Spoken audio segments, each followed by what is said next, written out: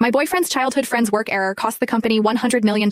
Her first move was to fabricate evidence, trying to frame the new intern to take the fall for her. I desperately held back my boyfriend, who was about to commit perjury for her. Don't go. $100 million is no small matter. The police will eventually trace it back to you, and then it won't just be your career, your entire life will be over. Under my pressure, my boyfriend told the truth about what happened. For this, he earned the appreciation of the company executives and rose quickly through the ranks. Meanwhile, his childhood friend was convicted of corporate misconduct and sentenced. Unable to cope, she took her own life by cutting her wrists. My boyfriend calmly, almost unnervingly so, handled her funeral arrangements and proposed to me as planned. But on the 1-year anniversary of her death, he took me to her grave. He pulled out a dagger and started slicing into my body, one cut after another. 365 cuts, each one targeting the most sensitive nerves. He looked at me and gave a sinister grin. If I had committed perjury for Chloe back then, she would still be alive. If you hadn't meddled, Chloe wouldn't have died. Go join Chloe in her grave. When I opened my eyes again, I saw my boyfriend, looking anxious and ready to commit perjury for Chloe. He didn't know that the new intern was the chairman's only daughter. And the chairman? He was a notoriously doting father. Ryan, you personally reviewed the Summit Tech contract. Tell me, whose signature is at the bottom of that contract? Mine or Ava's?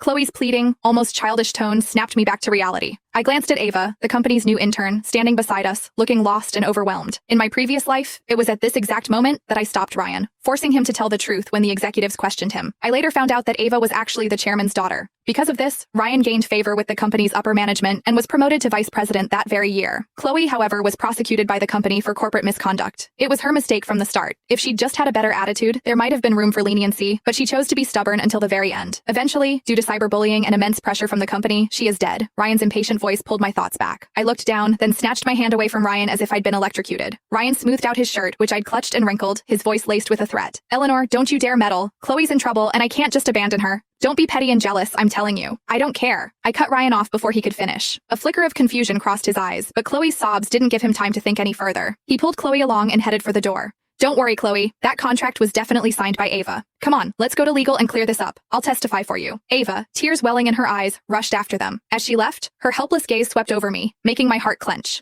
But I didn't have time to dwell on it. Reborn, I had to seize control. With that thought, I bolted towards the surveillance room. It seemed Ryan had been prepared. The surveillance footage of Chloe signing the contract had been deleted. Luckily, I'd learned some tech skills on my own for work. After 30 frantic minutes, I finally managed to recover the footage and back it up to my phone. Just as I let out a sigh of relief, the